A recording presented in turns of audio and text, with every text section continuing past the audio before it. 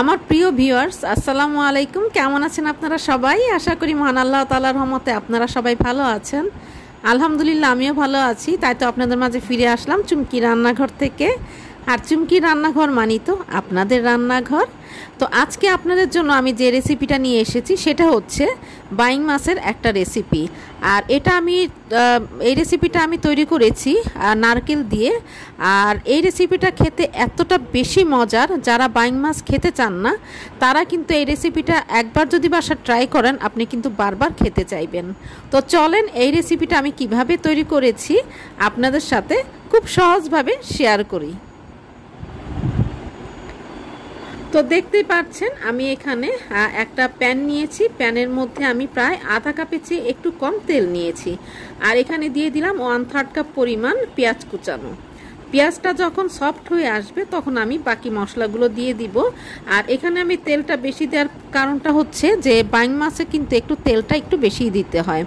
আর এখানে আমি দিয়ে দিলাম 1/3 কাপ পরিমাণ পেঁয়াজের মধ্যে 1 চা চামচ পরিমাণ দিয়েছি রসুন আর আধা চা চামচ পরিমাণ দিয়েছি আদা। তিনটা মিশিয়ে আমি এখানে দিয়ে দিয়েছি। এরপরে এটাকে আমি খুব ভালো করে কষিয়ে নিব। মনে করবেন যে মশলা যত কষানো যায় ততই কিন্তু আপনি মাছ বা মাংস যেটাই রান্না করেন টেস্ট কিন্তু অনেক গুণ বেড়ে যায়। তারপরে আমি এখানে দিয়ে দিলাম সামান্য একটু পানি দেওয়ার পরে হলুদের গুঁড়া, মরিচের গুঁড়া আমি পরিমাণ মতো দিয়ে দিলাম। দিয়ে দেওয়ার পরে এটাকে আমি আবারও ভালো করে কষিয়ে নিব যতক্ষণ না পর্যন্ত উপরে তেল উঠে আসে। তো উপরে তেলটা উঠে এসেছে। আমার এখানে বাইং মাছের পরিমাণটা হচ্ছে 1 কেজির চেয়ে একটু সামান্য পরিমাণ বেশি।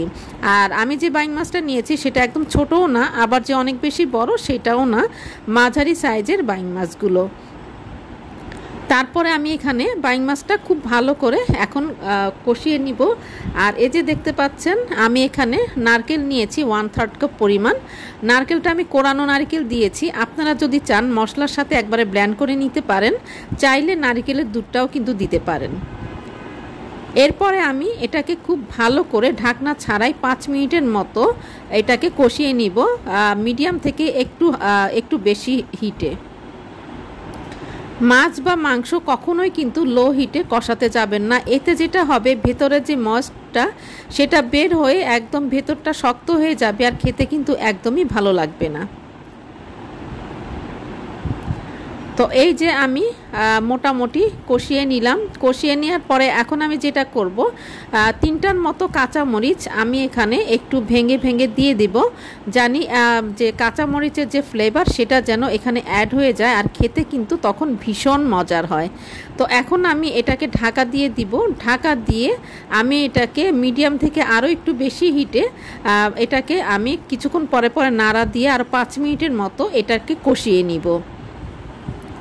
তো যত কষিয়ে নেওয়া যাবে তত টেস্ট বেড়ে যাবে। আর এই যে দেখতে পাচ্ছেন উপরে কিন্তু অলরেডি তেল উঠে এসেছে, তার মানে আমার মাছটা কিন্তু অলরেডি কষানো হয়ে গিয়েছে। আর এর মাঝখানে কিন্তু আমি এখানে লবণ অ্যাড করে দিয়েছি। এবারে আমি যেটা করব সেটা হচ্ছে আমি এখানে দিয়ে দিব টেলে রাখা ধনে জিরা এবং মিষ্টি জিরার গুঁড়া, সব মিলে আমি এখানে 1 চা চামচ পরিমাণ দিয়ে দিব। তো দিয়ে দেওয়ার পরে আমি আবার এটাকে খুব ভালো করে নেড়ে চেড়ে দিব। আর এটা কিন্তু একটা মোক্ষম সময়, মানে এই কষানোর সময়টা আমার কাছে মনে হয় পুরো বাড়ি একদম সুঘ্রাণে মোমো করে। আর আপনার প্রিয়জনরা যদি কেউ বাসায় থেকে থাকে এসে কিন্তু জিজ্ঞাসা করবে যে কি রান্না হচ্ছে, সেটা মাছের ক্ষেত্রেই হোক আর মাংসের ক্ষেত্রেই হোক।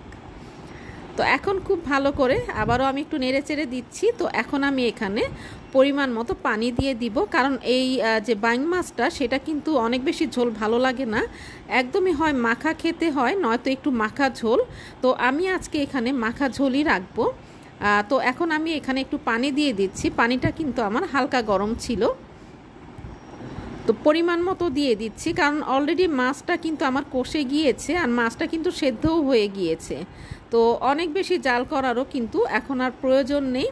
এখন আমি যে যতটুকু পানিটা অ্যাড করে দিয়েছি এখন আমি ঢাকা দিয়ে এটাকে আমি জাল করব প্রায় 5 মিনিটের মতো হাই হিটে। তো দেখতেই পাচ্ছেন পানির পরিমাণটা।